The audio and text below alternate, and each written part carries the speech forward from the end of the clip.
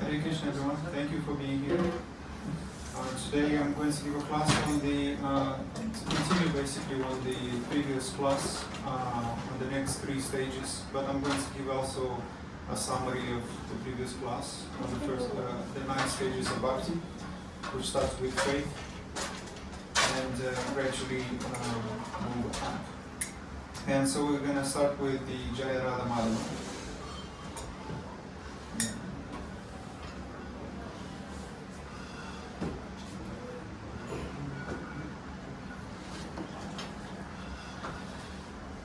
Jaya Radha Jaya Radha Madhava Kunja Vihari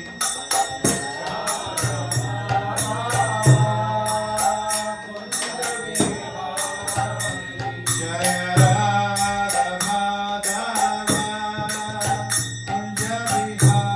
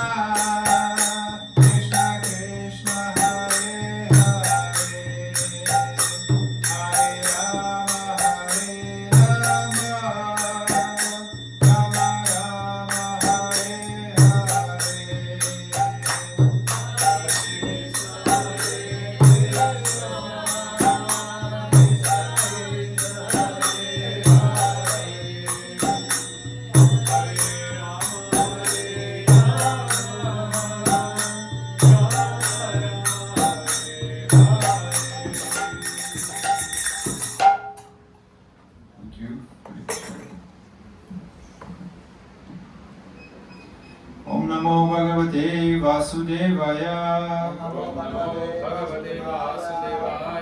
Om Namo Bhagavate Vasudevaya. Om Namo Bhagavate Vasudevaya. Thank you, everyone.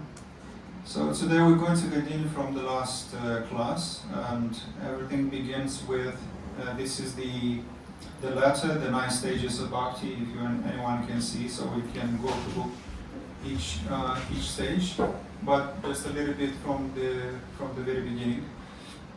So these are, it starts with Shraddha, the awakening of faith. Oh, it's not working.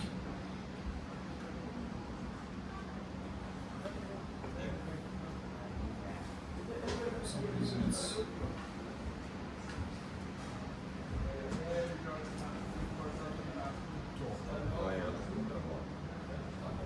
frozen.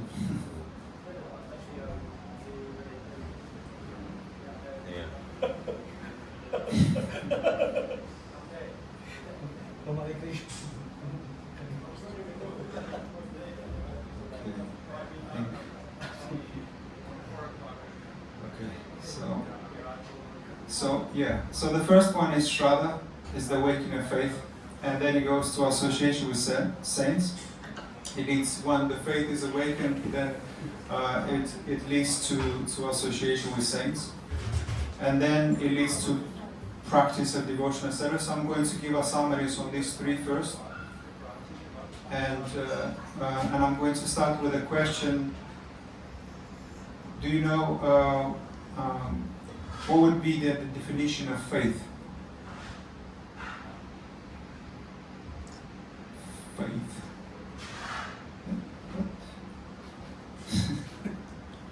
Sorry for this.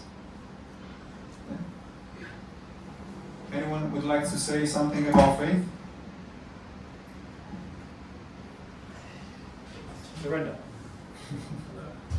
Surrender. Yeah. So how the faith is awakened? Yeah. So Learn. sorry? Through chanting the Hare Krishna mantra. Yeah.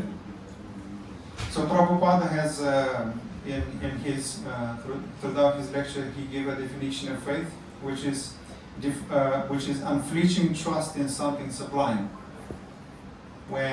So what happens when we trust somebody?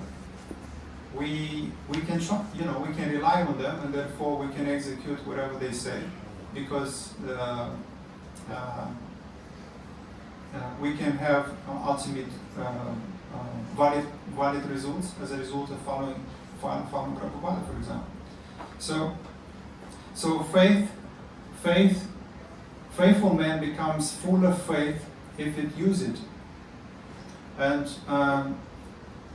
and so this is the law of use. If you don't use your faith, then it gradually declines, and whatever we don't use, we lose. And so this is the main. I'm trying to kind of gather the main points from the last class. That it starts with faith, and it is cultivated in association with other Vaishnavas, and through chanting, as you just mentioned. But also it is awakened through accidentally doing some charity works. If you're never in association with pure Vaishnavas, but somehow or other you do some charities. Some for example, Seva is part of sacrifice. Bhakti, yes. Yeah. And so if we do some charities, we're accidentally associated with devotees, and for example, sometimes you come near the temple, they encourage you to donate, just to get the book. Even if you don't get the book, if you donate, actually, you benefit.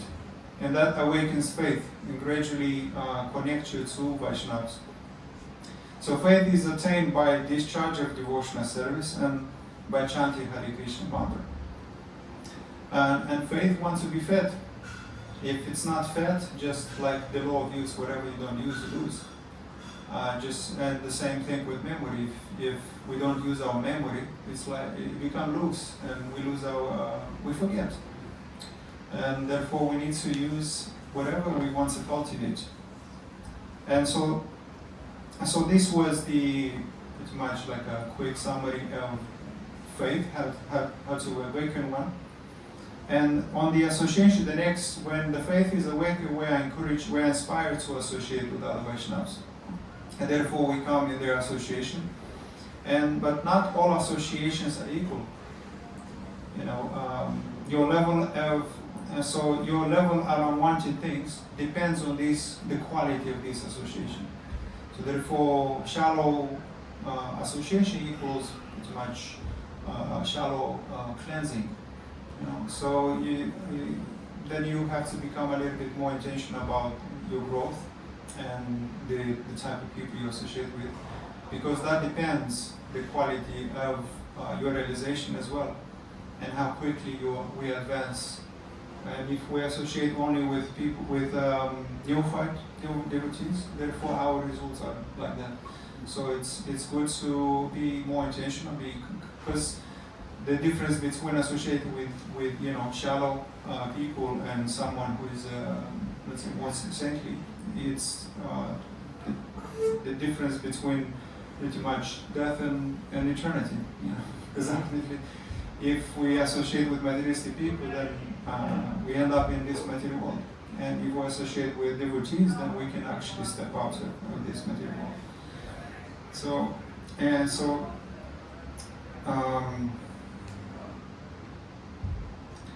One question that I was meant to ask: can a person, by going east, obtain something on the west? You can't. You have to go west to get something from the west, right?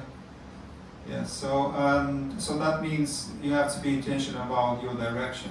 Are you going to be stick with this kind of, or because not every bus going to London. My uncle used to say this, not every bus going to London. Some buses take a longer journey to get to London. Or for example, the tube. Some tubes take as like 20 stops, and there is some express trains. It goes much quicker. The same journey, the same destination, but it's like a shortcut. So in this sense, when we associate with pure devotees, we have like a shortcut. And the same about religion as well. If we go to a religion that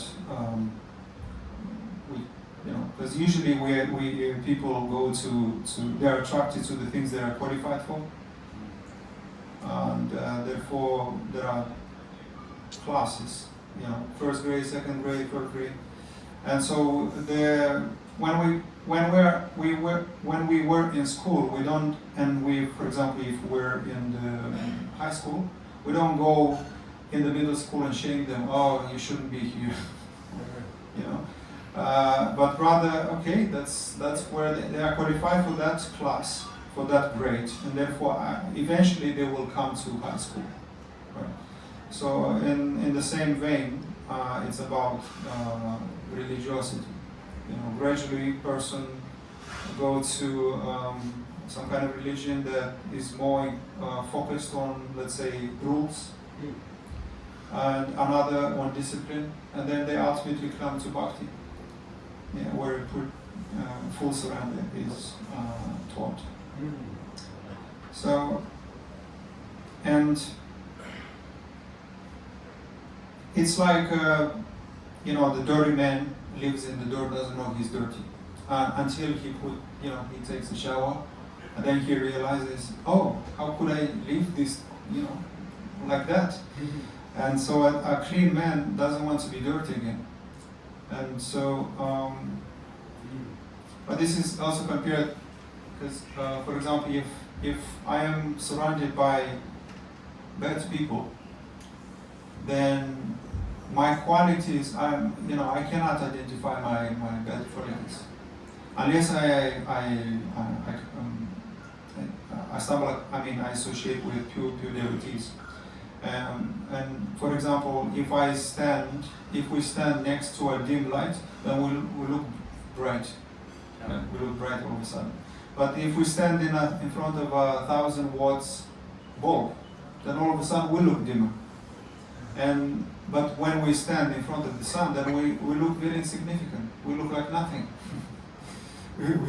So in this sense, when we associate with persons with demonic qualities, and we also possess them, then we can't see our impurities until we associate with pure devotees. Then our unwanted things, all this anarthaviti comes on the surface. So we start to notice our impurities, such as pride, envy. All of a sudden, because of their association, we see this inclination of pride, envy, greed, and false pride especially. And so, in the last class, I shared the word influenza. Influenza means, it's flu, right? But this is basically the original name of the flu, influenza. So just like influenza has word influence, has the word flu in it. Right? And so how do you get a flu? Spending enough time with those who have it. Right? And the same way, how do you get an attitude, or how do you get a bad habit? By spending enough time with those who have it. So if you spend enough time with those who have bad influence, if you want to be influenced, then you can catch it. So an attitude is not learned, it's caught. Just like flu. So also, I remember one story that I recently actually came across this story, that the dad was sitting in the couch reading his newspaper, and the kid comes and asks, Dad, can we play together? And he said, no son, I'm busy. He was reading his newspaper. Then 5 minutes later, the son comes back, Dad, the weather is so nice outside, can we play together? And then he kind of went through the newspaper and saw a large map, world map. And he thought, I'm going to tear this in very little pieces and give it to him to put it like a puzzle. So he asked his son, look son, you see this, if you put the world map together, then we can play the ball.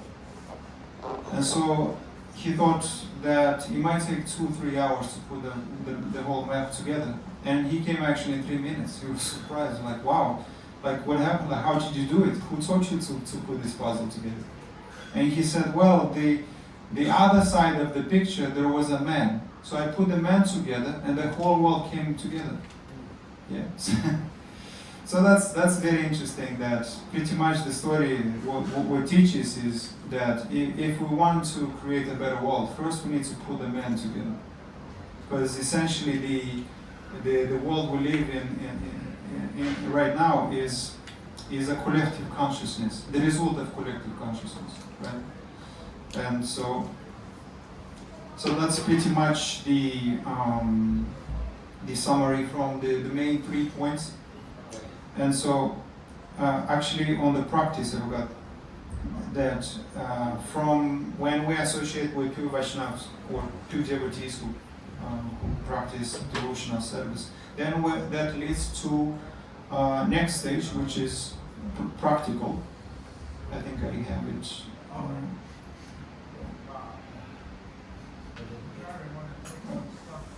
Yeah. So beginning devotional service, which is bhajana kriya. And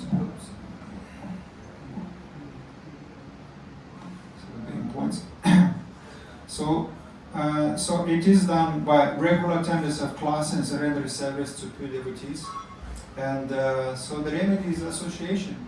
If we want to overcome these unwanted things, habits, and intoxication, and all our unwanted things, then through the association of pure devotees we can overcome them, and especially about the holy name. So when we start practicing devotional service, then we are encouraged to go to the fourth stage, which is the clearing obstacle to bhakti, anartha and reality. Yeah. So everyone can see. And if you can notice right in the middle of the, how do you call this? The middle thing of the plant. Stem. So right in the middle of the stem, it's called, you see, there's a word sadhusanga. As you can you see? Yeah. It's like vertical. And so the reason is because throughout all these 9 stages, sadhusanga, which is associated with devotee, is critical, because when we advance in our devotional service, we need guidance throughout all these stages. So there is no other option. So sadhusanga is the main thing. Without sadhusanga, we cannot overcome anything, because only through their mercy we can actually attain Krishna. Therefore, sadhusanga is critical. So we have to be. Some people don't like the word "have to," but it would be great to associate with devotees who are pure and practicing devotional service. And therefore, yes, so this is cleansing of the unwanted things. So what happens in this stage, and that gradually we start to clearing this inner weeds. And so gross subtle impurity starts surfacing just by being present among these devotees. So this is the longest and most dangerous stage, and as one sincerely continues devotional practice, all baggage starts to surface. Jealousy, insecurities, pride, lust. The very act of chanting and associating with sadhus agitates the impurities like a cleansing fire. And so it's very interesting that when we spend time with people who are more inclined to sinful activities, we don't see these in others.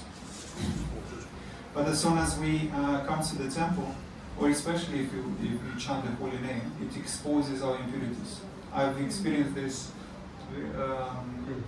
probably 1 year ago for the first time when I started chanting, and all of a sudden my mind was overwhelmed with these inclinations. I started seeing that they just came on the surface, because the holy name so powerfully exposes these anarthas. And but especially in devotional service, you see other people's activities and you feel ashamed that you start to see how envious you are, how prideful you are. And yes. And so this stage is often painful, because it's when bhakti gets real. Change is really uncomfortable sometimes. Well, actually, all the time. It requires us to step outside our comfort zone. There is an animal in the sea. I think it's the one who had a conch shell who lives in the conch shell. I forgot that. I think many. But eventually, what happens to that sea animal is that when he grows, he has no choice but to leave the conch shell and create another one. And that pressure itself is what caused him to leave the shell.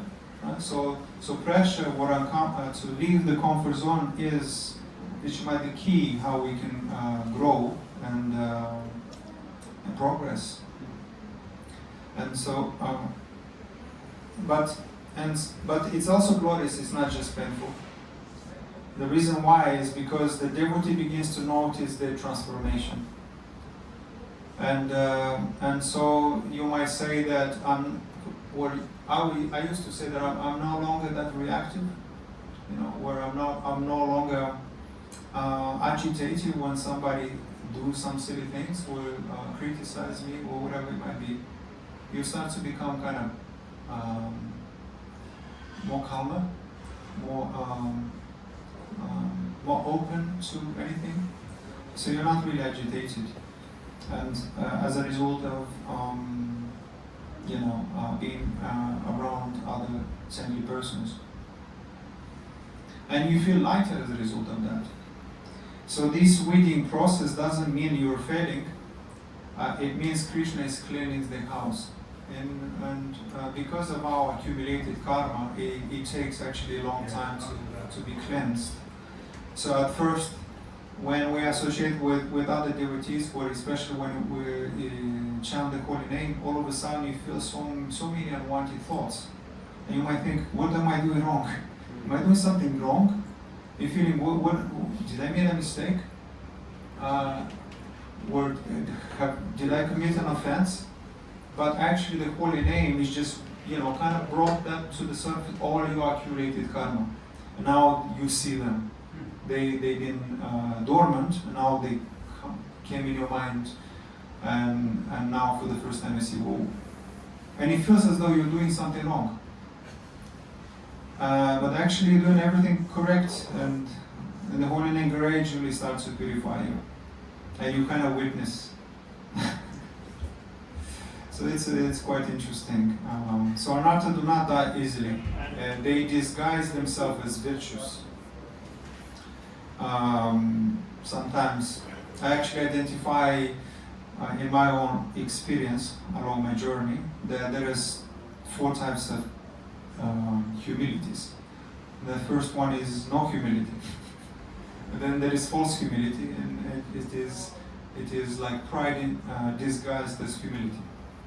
And then there is healthy humility, and the 4th one is pure humility.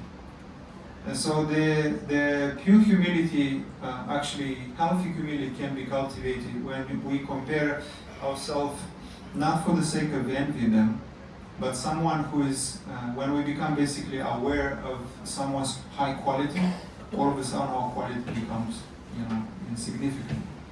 So in the presence of someone really high, such when you start to become aware of Krishna's qualities, unlimited qualities, or other pure Vaishnavas, then we become aware of our significance. Therefore, we can cultivate healthy humility.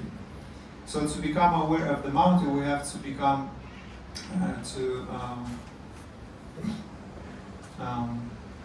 in fact, to feel like a dust. We don't have to compare ourselves only with the shadow of dust, but with the mountain. And in that way, we can understand where is our position and cultivate healthy humility. But pure humility, it's a little bit more difficult you have to understand the position of those there are, such as the worm in a stool. Like, what they do? What actually is their position? What are they doing? And it's connected to understand the mercy we received. For example, a worm doesn't have Krishna consciousness. It doesn't have the association of pure Vaishnavas or Prabhupada's books, but we do. And in spite of what we have, in spite of this mercy, we still hesitant, we still lack enthusiasm, discipline, we're still not convinced, we're still not practicing enough, we still don't surrender. So because of this lack, in spite of our mercy, we're actually not better than those insignificant creatures that might seem like insignificant. But they might do the best they can in their position. So, yeah. So pride becomes like discipline. And a person might rigidly follow every rule and look down on others who don't. And so on the outside it looks like steadiness, but inside it's ego. And sometimes you might think that I am better than others because I'm strict in my practice, or because I practice devotional service. And so these are unwanted things. But greed becomes never enough. Chanting one beats by my mind is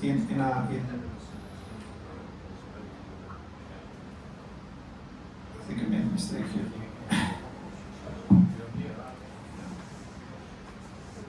Yeah, so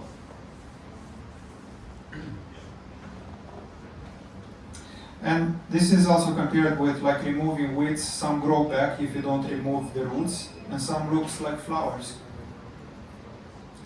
And so, is an art and EFT completed at the stage of 4? You know, that sometimes this question might arise. Early when I was studying this for 9 stages, I thought to myself, well, if you actually once you overcome this anartha vritti, the creating obstacle of bhakti, and you go to next one, to unshakable resolve, when you are firm, then you're kind of over. It's finished. But actually, anartha vritti is it goes throughout all the 8 stages, and you can be even in bhava and still fall from bhava. And so anartha vritti, it's not like you went to nishta, or for example the taste, when you develop taste and you overcome the unwanted things. The unwanted things actually goes back to bhava. There is many stories of pious men, pious kings, who accidentally fell from bhava simply because of those unwanted things. Only when you achieve prema, which is the pure love of Godhead, then you can, there is no going back, basically.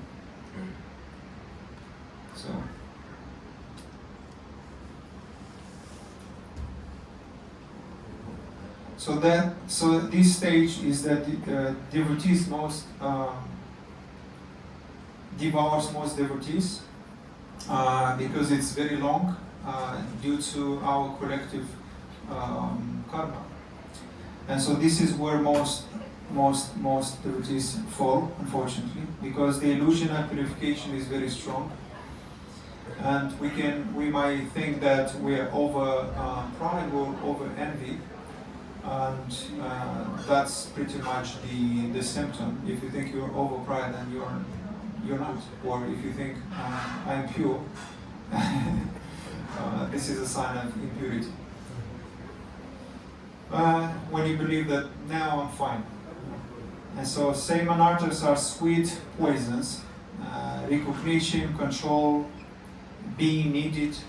Feel the need to be needed, to be needed. Praise, the need for praise. They dress as bhakti, but they are actually parasites.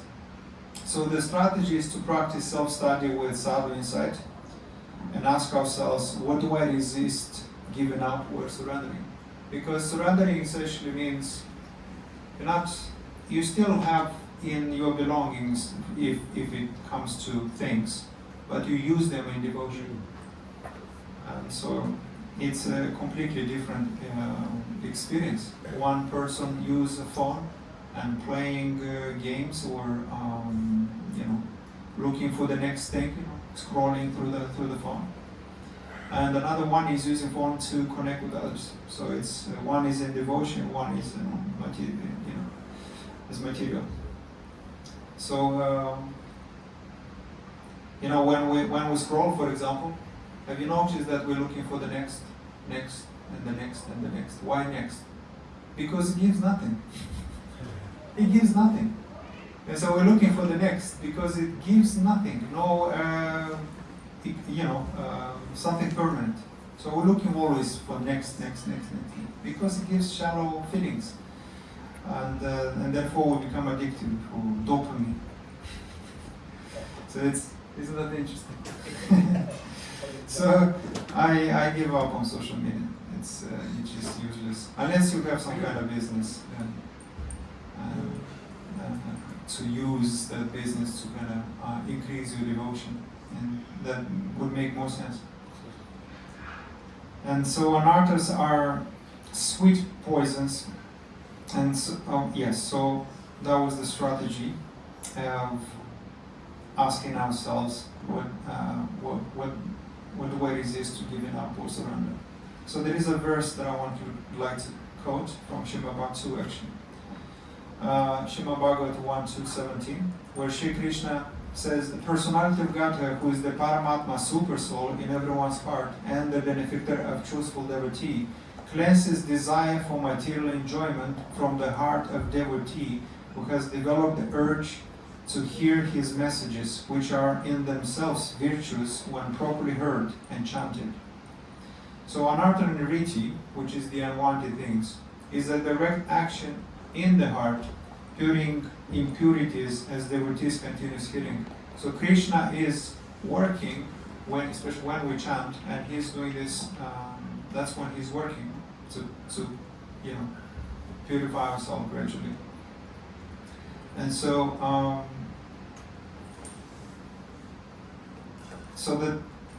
the key is that devotees cleanses the desire for material enjoyment from the heart of a devotee who has developed the urge to hear the messages. So when we engage our ears, especially intention, then we gradually purify from these unwanted things. And so the next verse confirms about the holy name from C.C. Madhya, where Shri Chaitanya Mahaprabhu asked his name, among all worshipable objects, which is the chief? And Ramarada Roy replied, the chief worshipable object is the holy name of Radha and Krishna, the Hare Krishna mantra. So that's pretty much, it reveals the truth that the holy name is the chief among other activities. And therefore, the holy name alone can purify ourselves, and we can attain Krishna. Because the holy name is not only the goal, it's also the path. Because the holy name itself is Krishna. So in this material world, the living entity's only business is to accept the path of Bhakti Yoga and chant the holy name of the Lord.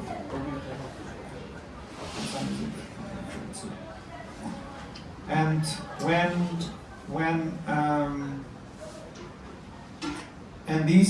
when we gradually are purified from these unwanted things, this would lead to the next stage, which is Nishtha, a steady devotion.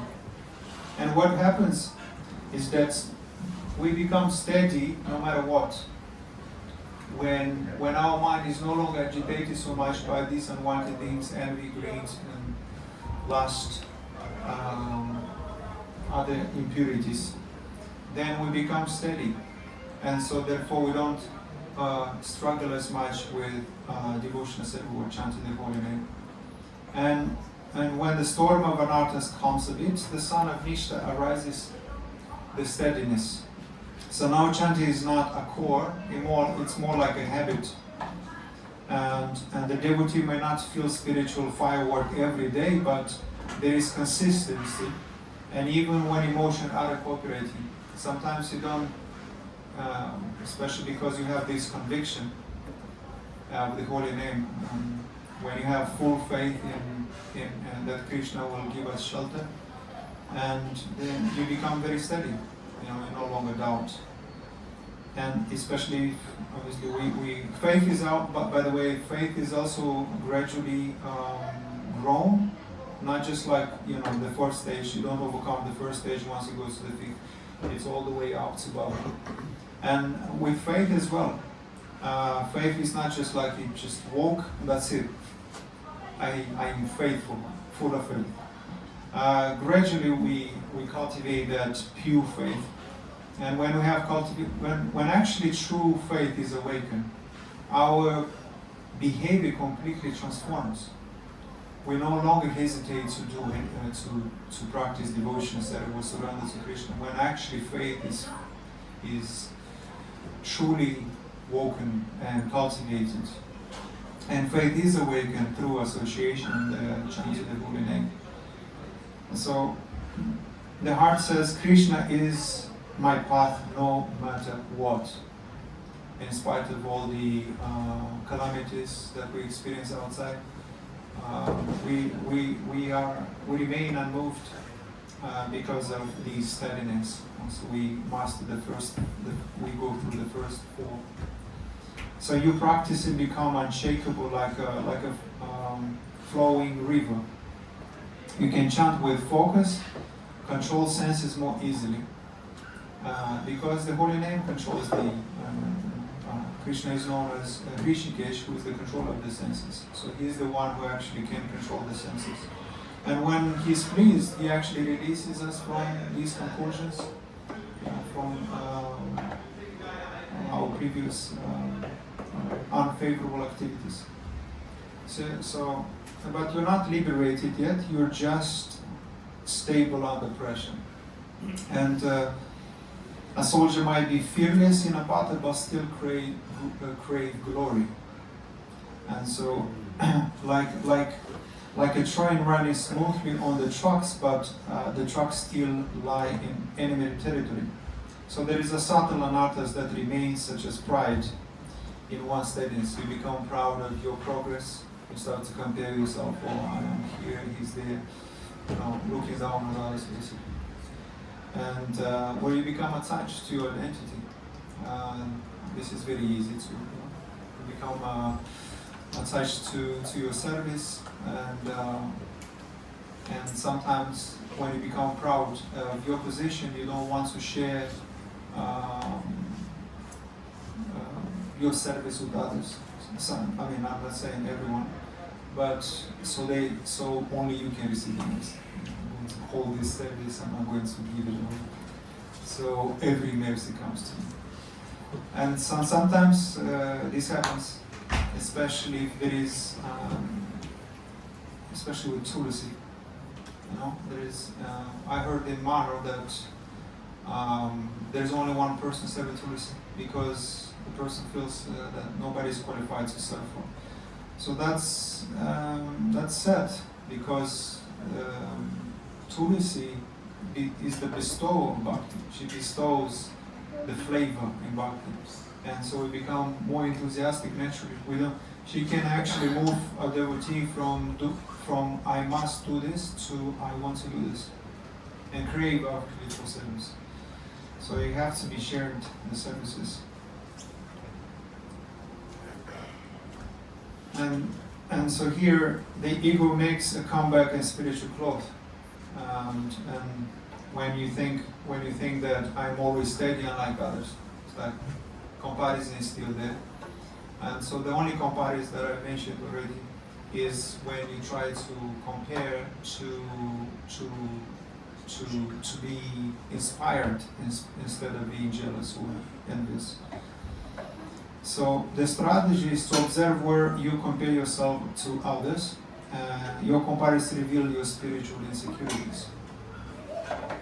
You start to identify the thing that you lack and you're insecure about. So there is a verse in Bhagavad Gita 6:26, and where it says, "From wherever the mind wanders due to its flickering and unsteady nature, one must certainly withdraw it and bring it back under the control of the self." And in the purport it says, "The nature of the mind is flickering and unsteady, but a self-realized yogi has to control the mind. The mind should not control him. One who controls the mind, and therefore the senses as well, is called Goswami or Swami. And one who is controlled by the mind is called Godasa, or the servant of the senses. A Goswami knows that the standard of sense happiness. In Transcendental sense happiness, the senses are engaged in the service of Rishikesh, or the supreme owner of the sense Krishna. So here is I highlighted, the serving Krishna with purified senses is called Krishna consciousness. That is the way of bringing the senses under the full control. What is more, that is the highest perfection of yoga practice. So that the key is that the only way we can actually control these senses is if we give a proper engagement to our senses. If I work only primarily for me, then my senses become, I cannot control them.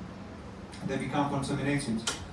And therefore, I have a stronger bond with this material world. But once I engage them, I give them proper engagement in Krishna consciousness, and I engage the senses in service, then we can become, Krishna can release us from this tension. So the senses, therefore, can be controlled only by devotional service when they are given proper engagement like eternal activities. So these devotional service is eternal activities because these are work without reactions.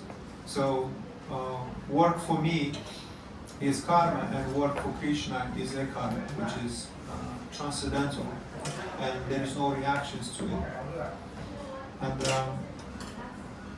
And this verse reflects the discipline and steadiness that defines Nishta, which is the next stage, which is taste.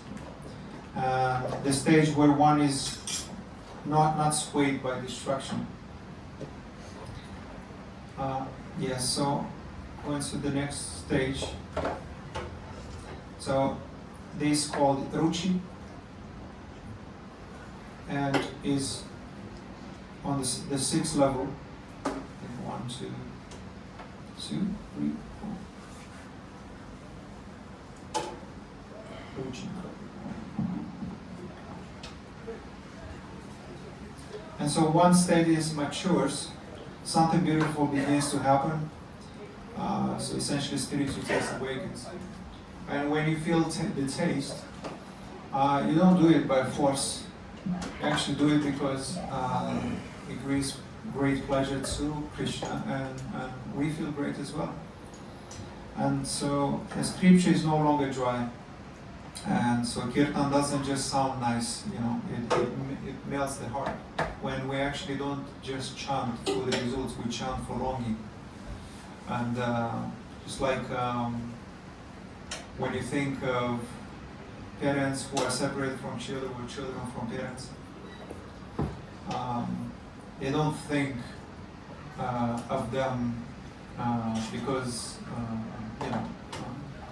shallow motives. They actually feel the taste. Whenever they think of them, they feel excited. They feel love, especially if they ultimately come together.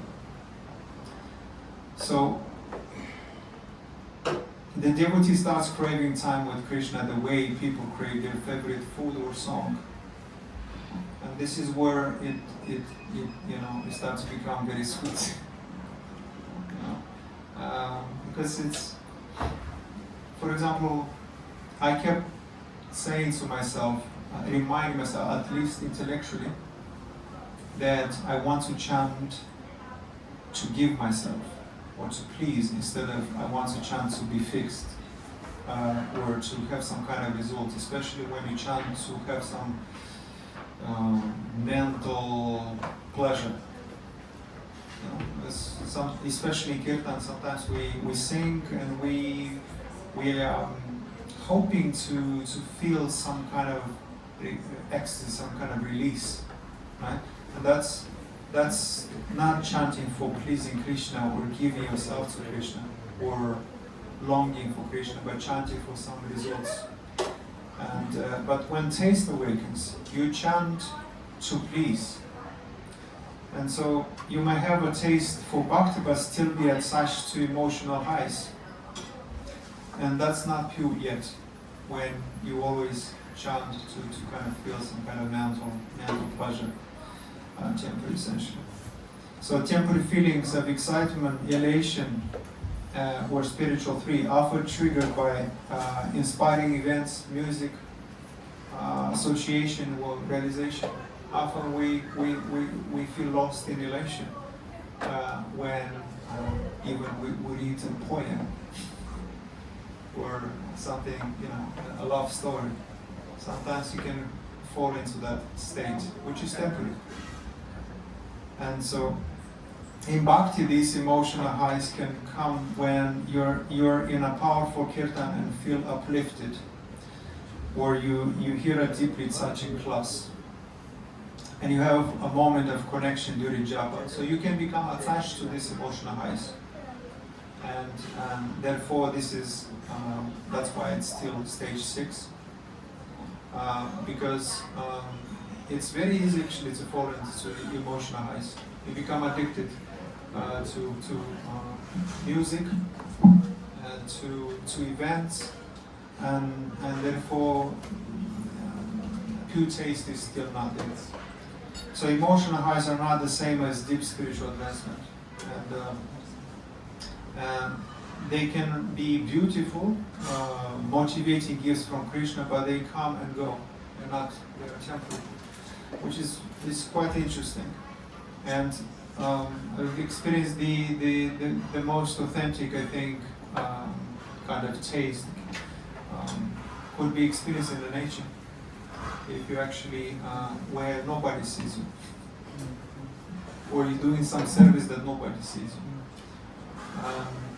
and therefore there is no inclination for to be recognized or yeah. So real bhakti contains whether the emotions are flowing or not, because it's based on commitment, not just inspiration. And so emotional highs are like sugar on top, sweet but not the substance. And the real nourishment is in steady, humble service. And so there is subtle anarthas in this stage, which is expectation of pleasure in bhakti, when you always chant for taste, not to please or to give yourself, to offer yourself to Krishna. And but if you become steady, and chant the holy name and engage ourselves in the service and pleasing other Vaishnavas, because Krishna is the most pleased when we serve his devotees, then we can actually come to the pure real taste in bhakti. So yes, so this emotional dependence gradually, we can actually overcome that gradually by being constant, when we are always engaged in service and spend time with other Vaishnavas. Okay, so with this, I think I'm going to conclude. And thank you very much. Hare Krishna. If there's any question you may have, I'll try my best to. We have a few minutes for Q&A. If you have any questions about association, perhaps, or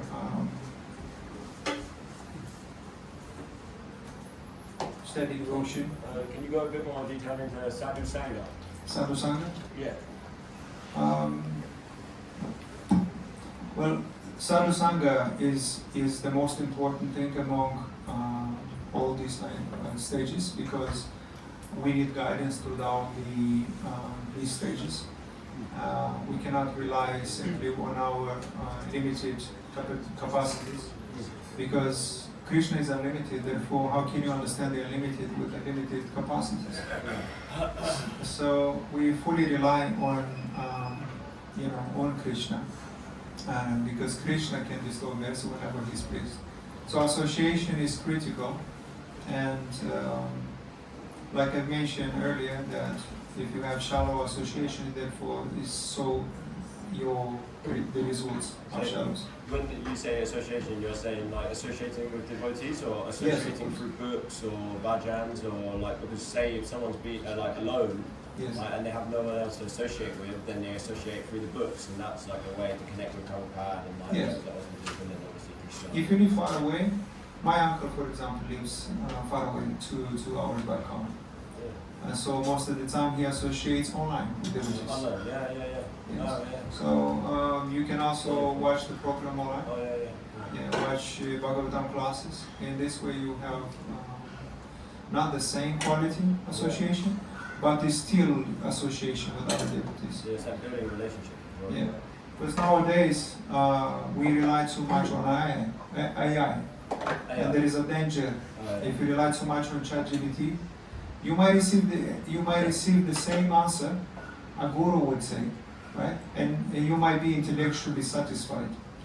But what relying on AI does is that you don't receive the mercy. Your hearing declines, because you are satisfied with the answer you receive with the eye. Therefore, you do not engage your ears in hearing from the right source, because only a devotee or a guru can actually bestow mercy. Yeah. So if you say, I have no questions, I'm satisfied with the AI guru, Bhakti AI. So in this way, these 9 principles of devotion, such as hearing, such as sadhu sangha, you basically isolate yourself, right? Yeah. And even though you're reading those books, but you're not reading Prabhupada's books, because since, for example, Bhagavatam is Krishna himself, and so when you actually read the same issue but is Bhagavatam, you're actually benefiting not intellectually but also emotionally. So it's a quite dangerous. I reflected on this too much, relying on AI, is that you gradually withdraw your ears, your intelligence to engage in proper service and receive mercy. So that's quite dangerous. Yeah, just remember that word Sangha means spiritual community. Spiritual community. That's what it means. So the more you're in the spiritual community, the more you're going to hear, smell, taste, and touch. Yeah. Okay. So now we are going to have prasadam, and perhaps we can say the prayers.